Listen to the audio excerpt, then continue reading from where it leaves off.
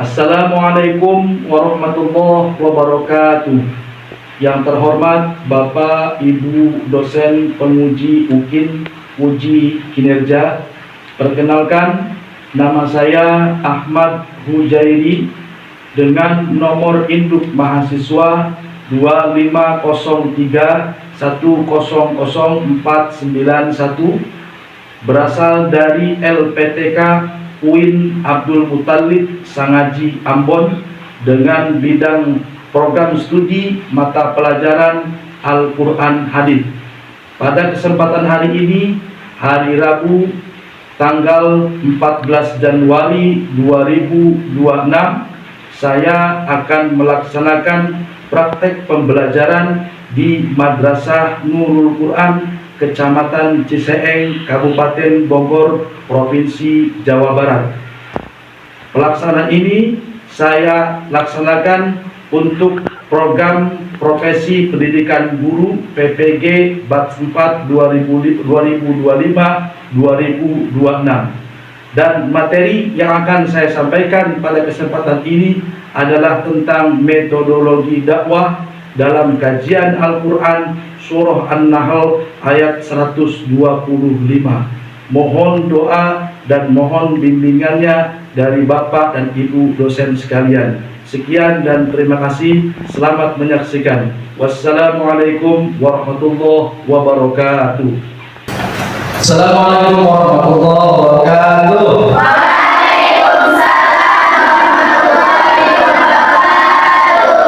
Alhamdulillah, apa kabar anak sekalian? Baik badannya, belum tentu baik hatinya. Kira-kira hatinya hari ini baik apa enggak? Baik ya? Enggak ada rasa dengkinya? Enggak ada rasa sekiri hati, enggak ada kan? Enggak. Alhamdulillah. Ya sekalian, hari ini semuanya lengkap ya? Masuk semua? Ada yang masuk? Masuk semua ya? Masuk. 26 orang, alhamdulillah masuk semua. Baik, sebelum pembelajaran, Bapak ingin kita semua mengheningkan cipta, yang tujuannya adalah mengkoneksikan hati kita dengan Allah. Ya, tujuannya kita menghadirkan Allah dalam hati kita agar kita dipermudah dalam mendapatkan ilmu. Ya, sama-sama kita terlebih dahulu mengheningkan cipta, semuanya memejamkan mata sambil dalam hati menghadirkan Allah dan mohon berdoa kepada Allah agar dimudahkan belajarnya. Setuju? Setuju. Siap? Siap. Mengheningkan cipta dimulai.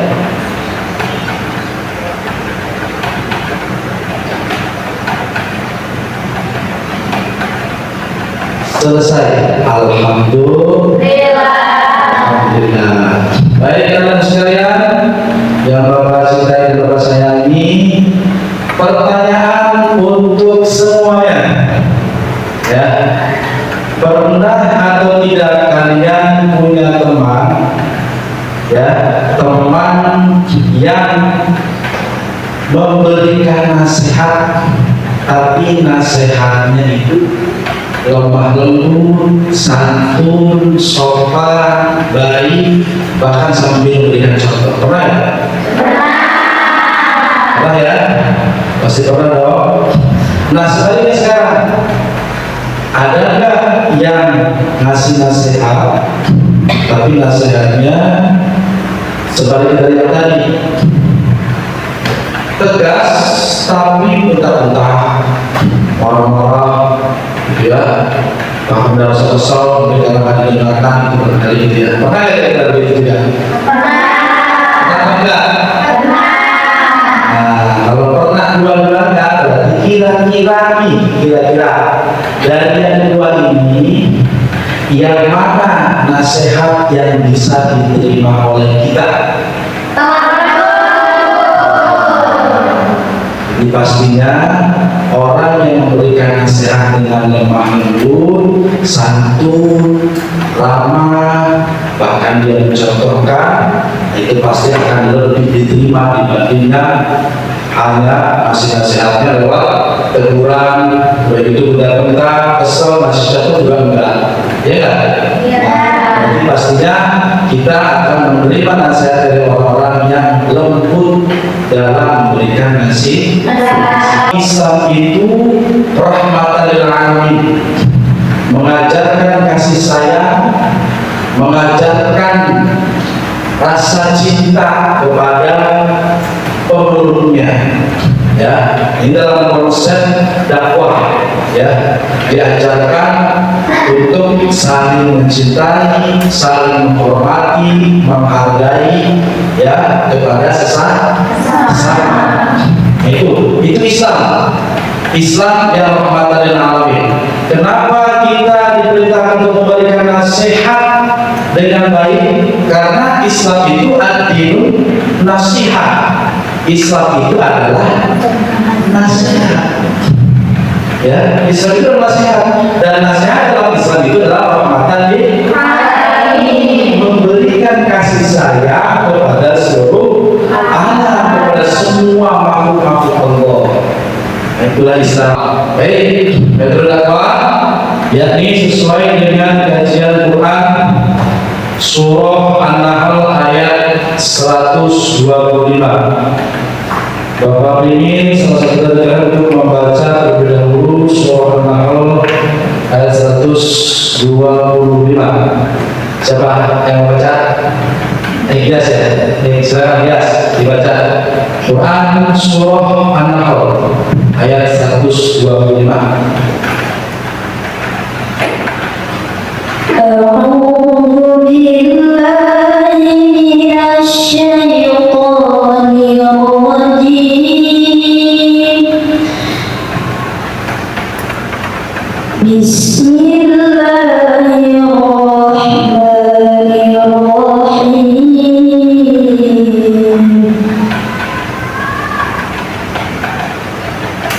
ادع إلى سبيل ربك بالحكمة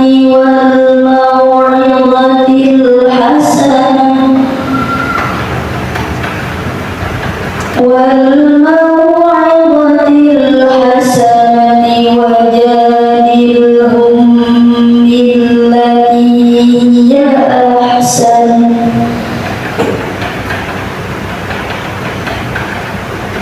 إن ربك هو أعلم بمن ضل عن سبيله وهو أعلم بالمهتدين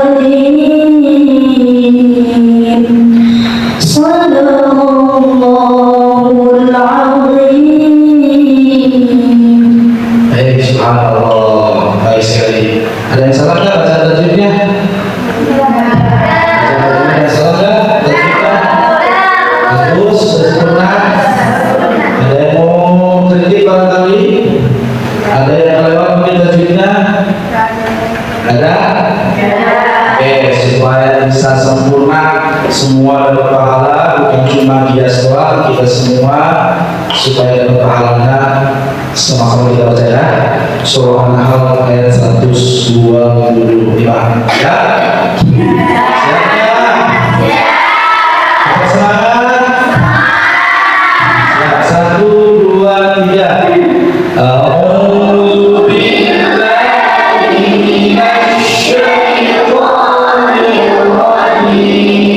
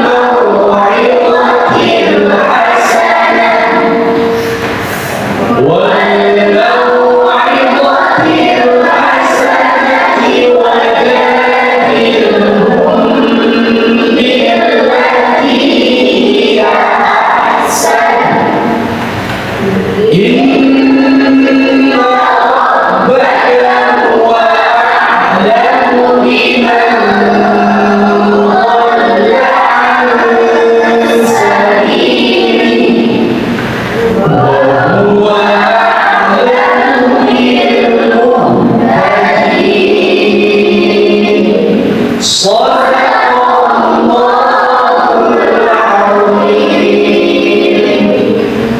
ditanya dalam hati, kira-kira senang nggak baca Quran? Enak nggak baca Quran? Lebih senang dengerin apa senang baca? Dua-duanya. Dua-duanya pastinya sama-sama memiliki pahala.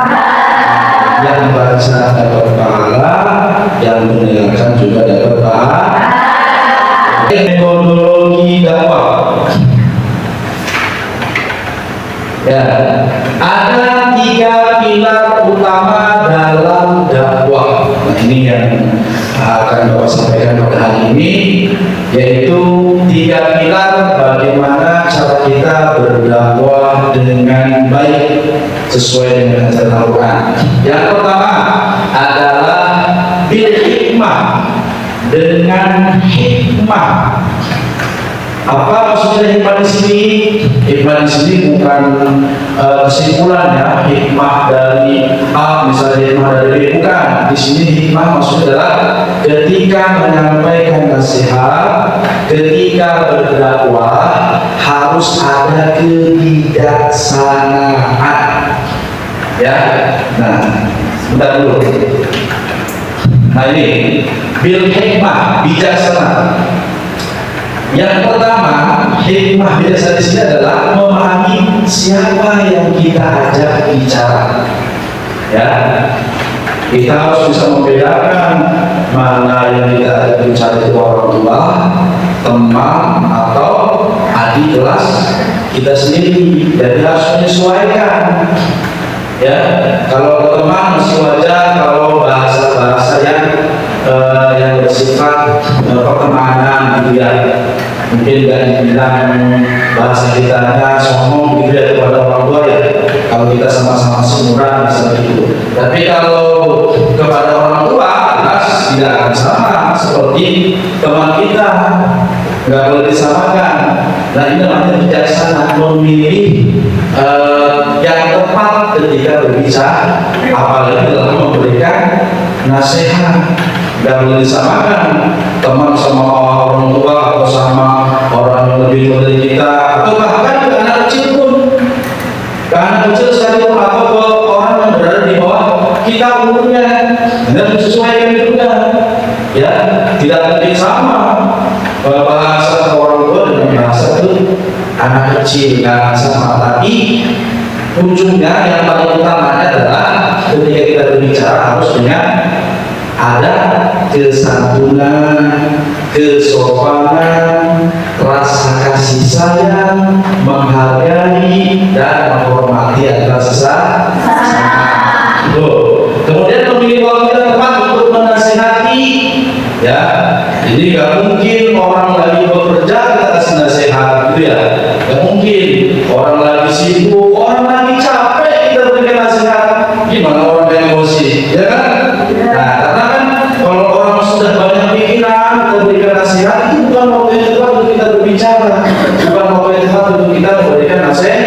Satu waktu yang leluasa, biar kita memiliki beban pikiran.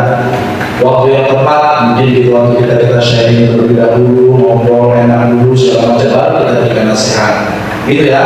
Itu yang kedua. Kemudian yang ketiga, hikmah maksudnya menggunakan dalil yang kuat dan logis. Ya, kalau kita memberikan nasihat, kalau dalil yang kuat itu adalah kita ngasih contoh dulu, baru menurut orang lain. Setuju ya? Kasih contoh dulu. Dan kata Allah dalam Al-Quran, kabur maqtan 'indallah an taqulu ma la taf'alun. Celaka besar bagi siapa? Orang yang memerintahkan orang lain untuk melakukan perbuatan baik, sedangkan dia sendiri yang dulunya tidak. Maka kata Allah, celaka besar. Orang sholat tapi dia nggak sholat, atau dia belum melaksanakan sholat, gitu. Nah itu yang tidak diperbolehkan. Maka harus ada kekuatan dari yang kuat. Kemudian juga logis, artinya bisa diterima oleh akal. Apa yang kita perintahkan itu jangan sesuatu yang aneh-aneh gitu ya.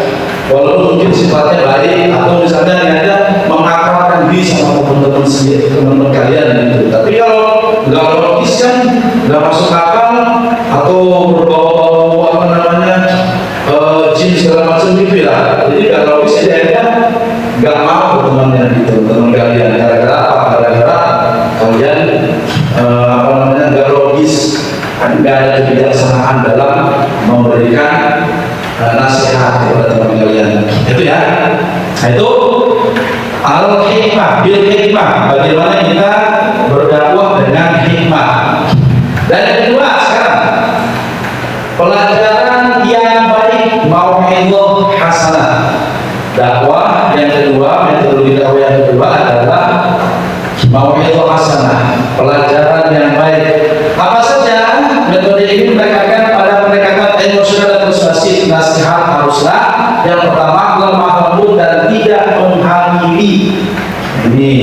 Ini persis sekali apa yang disampaikan dan dilakukan oleh Rasulullah SAW, karena beliau itu adalah manusia yang istimewa. Dan kalau beliau berbicara dengan siapapun, beliau selalu lemah lembut, ya, selalu apa namanya memberikan suri tauladan yang baik kepada sahabat-sahabatnya, ya, berbicaranya, kemudian contoh-contohnya. Jadi beliau itu lebih banyak memberikan contoh yang baik dibanding memerintahkan dalam lisannya. Yang kedua dari mau'izah hasanah dalam metodologi dakwah adalah memberikan solusi, bukan sekedar larangan. Kalau ngasih nasihat kepada orang lain dengan lemah lembut, dengan sopan, dengan santun, dan ingin mendapatkan timbal balik gitu ya, orang itu sama kita, dan berarti harus ada nilai upaya kita untuk memberikan respect juga itu kepada orang yang kita berikan nasihat gitu ya. Nah ini tadi makanya kita harus memberikan contoh, ya, tujuannya apa? Memberikan nilai respect yang baik kepada orang yang kita perintahkan.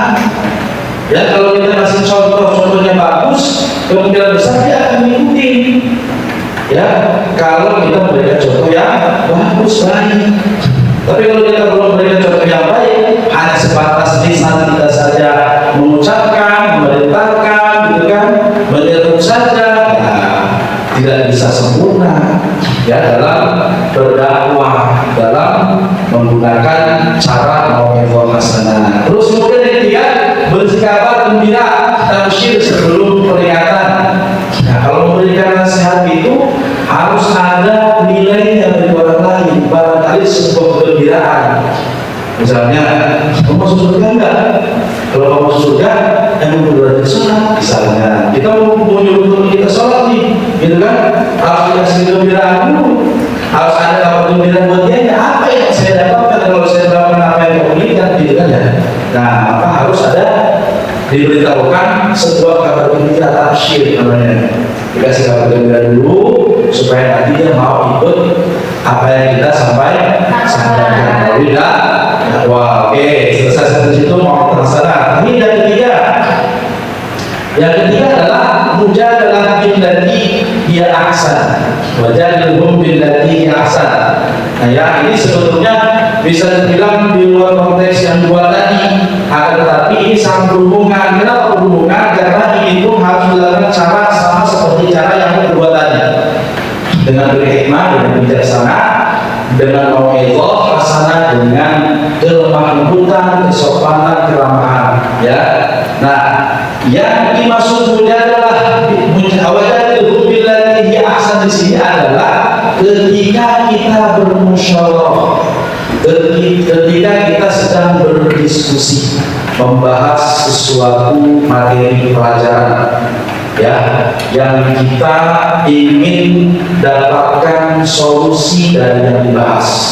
ada namanya diskusi, makanya ada namanya musyawarah. Tujuannya apa?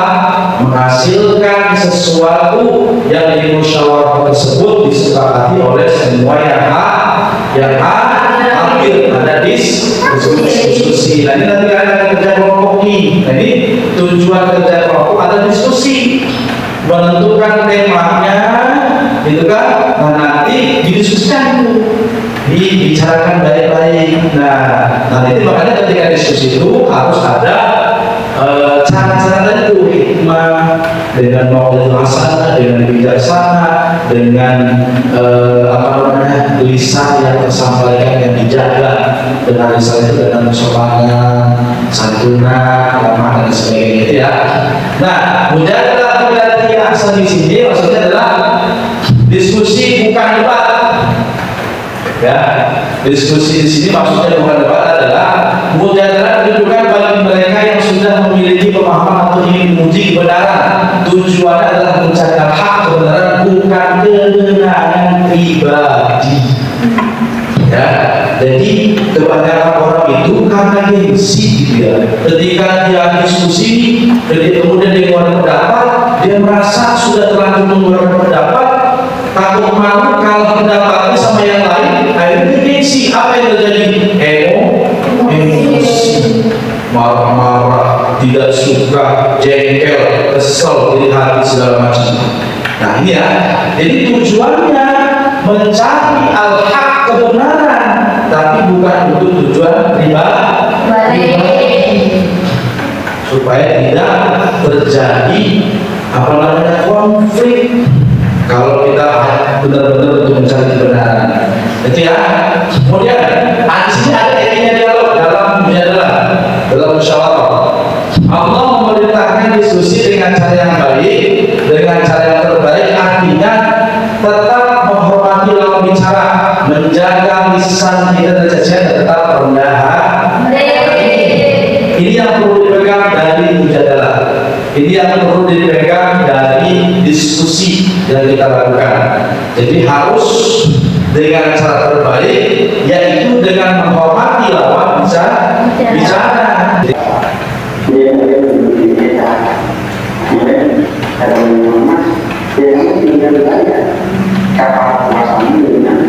Puasa yang begitu selama kemudian kata orang itu jangan boleh satu bulan itu buat hari.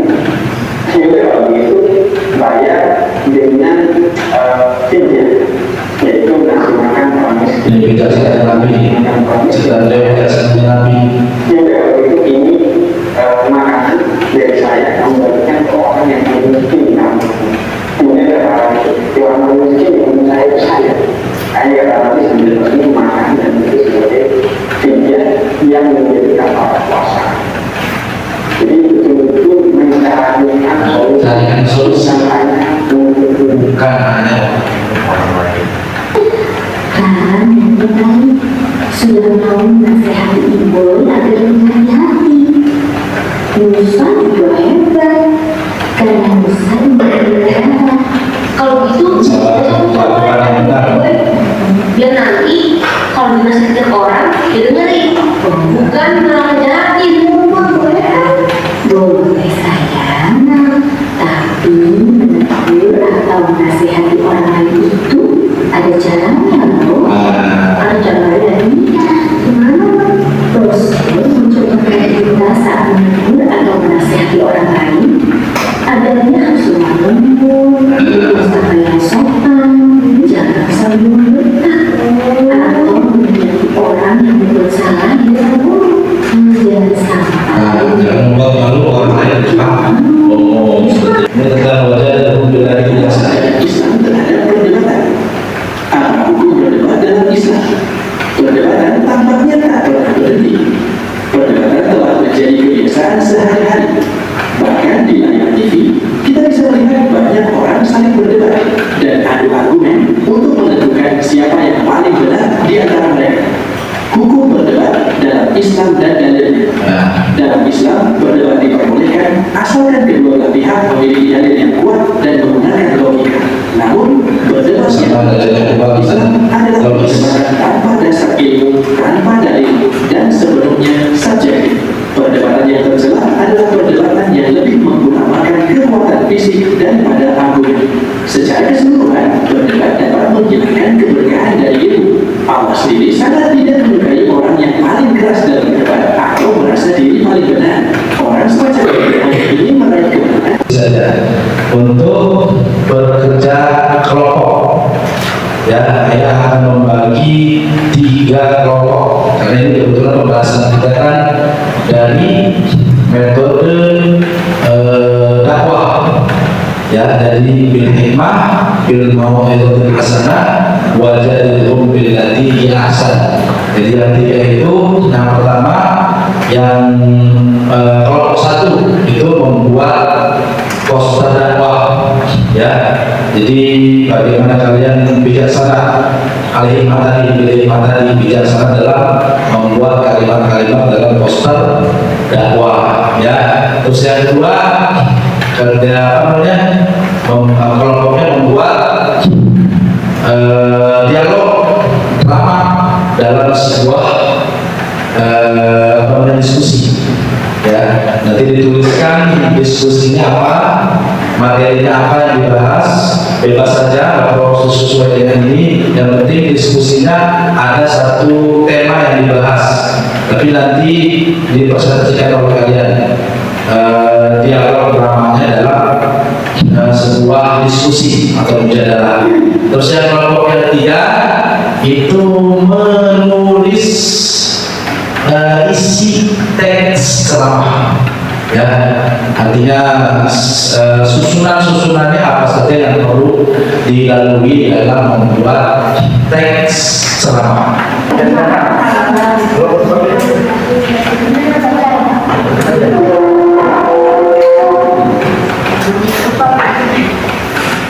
Yang membuat itu ya. Jadi bagaimana prosesnya nanti sudah dapat gambarnya, kalimatnya sudah kami buat, asal bisa dibuat aja. Jadi utamanya kalimat itu bisa jelas dan bernilai, biasanya jadi tidak apa harus bisa sebabnya sudah ya. Sekarang diusulkan nanti dibuat simulasi di depan untuk menampilkan drama. Silakan dudukkan untuk tes. Ya, dudukkan ada sesuai wah yang senang ya, senang masing-masing. Diskusi dari barang-barang. Penelitiannya apa? Saya nggak suka warnanya. Ya.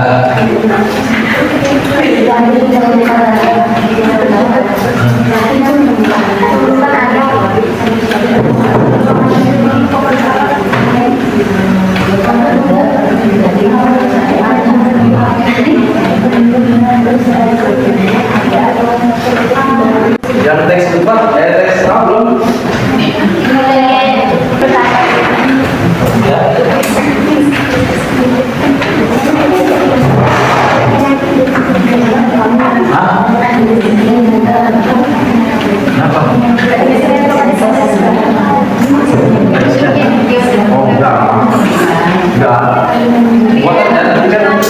Nanti presentasikan aja susunan teksnya, dan kalau bisa dibacakan teksnya yang dibuat sesuai dengan kita yang sudah tadi diskusikan bareng-bareng.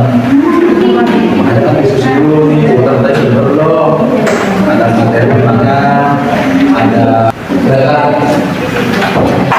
yang kedua teks.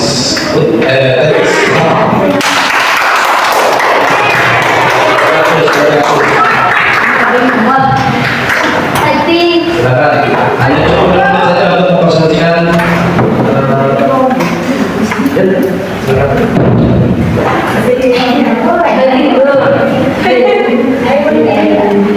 Boleh. Sudah disiapkan belum? Banyak atau boleh. Assalamualaikum warahmatullahi wabarakatuh. Waalaikumsalam. Dari kelompok 3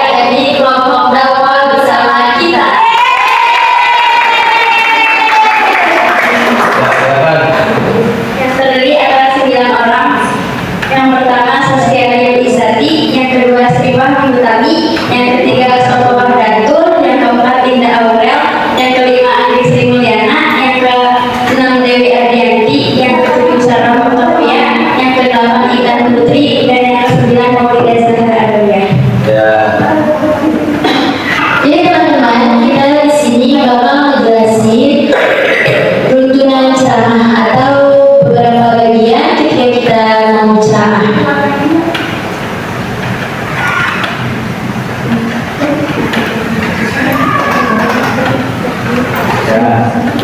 Susunan tersebut terdiri atas 9. Yang pertama, mengucap salam. Jadi teman-teman, kalau kalian mau ceramah, pertama itu kita harus ucap salam dulu ya. Assalamualaikum warahmatullahi wabarakatuh. Nah, itu contohnya. Dan yang kedua ada mukadimah.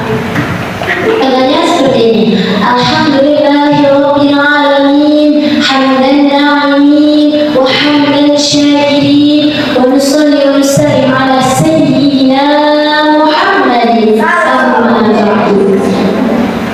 Dan yang ketiga ada penghormatan. Sebab ini hanya dimiliki oleh orang-orang yang beriman kepada Allah Subhanahu wa Ta'ala. Bahkan dijelaskan di dalam Al-Quran surah Ibrahim ayat 7 yang berbunyi Bismillahirrahmanirrahim, la in syakartum la azidannakum wa la in kafartum inna 'adzabi lasyadid, yang artinya, dan ingatlah ketika Tuhanmu maklumkan, sesungguhnya jika kamu bersyukur niscaya aku akan menambahkan nikmat kepadamu, tetapi jika kamu mengingkari nikmatku maka pasti azabku akan pedih. Yang kedelapan kesimpulan. Kesimpulan pada teks ceramah tersebut ialah jika kamu bersabar, walau sekecil apapun sabarmu kepada Allah, jika kamu bersyukur, walau sekecil apapun syukurmu kepada Allah Subhanahu wa Ta'ala, percayalah bahwa Allah akan menambahkan syukur dan nikmat kepadamu. Dan jika kamu mengingkari syukur tersebut, maka percayalah kepada Allah, azabnya akan sangat pedih. Ya, selesai. Dan yang kesembilan adalah penutup atau salam. Sebelum ditutup, kita takbir dulu, boleh teman-teman? Baru aja ya. Hidup sendirian tanpa kasih, cukup sekian dan terima kasih. Wassalamualaikum warahmatullahi wabarakatuh. Kita dulu kritik dan saran atau pesan atau barangkali ada hal yang menarik yang disampaikan oleh teman-teman yang lain. Silakan. Ada dari kelompok yang lain, boleh juga dari kelompok teman masing-masing. Silakan. Silakan. Siapa? Ayo. Ayo. Silakan. Bukan namanya siapa? Terus dari kelompok apa? Ayo.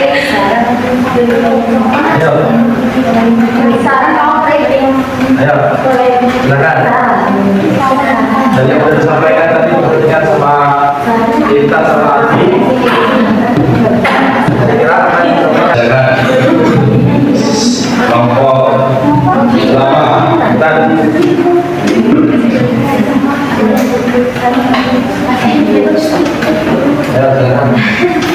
Saya Mahendra Binti, perwakilan dari kelompok 2, ingin memberikan saran terhadap poster dakwah yang sudah dibikin oleh kelompok poster. Menurut saya dan teman-teman, itu kadang-kadang bagus, tapi bisa ditambahin untuk kalungnya atau warnanya supaya lebih mencolok dan tidak monoton. Oke, izin menjawab dari saran dari kelompok 2. Kenapa kita tidak memberikan warna atau hiasan apapun?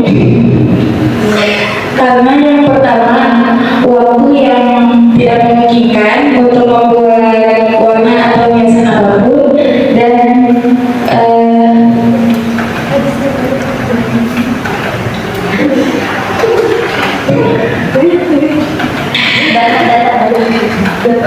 karena bahan atau alat yang kita punya seadanya.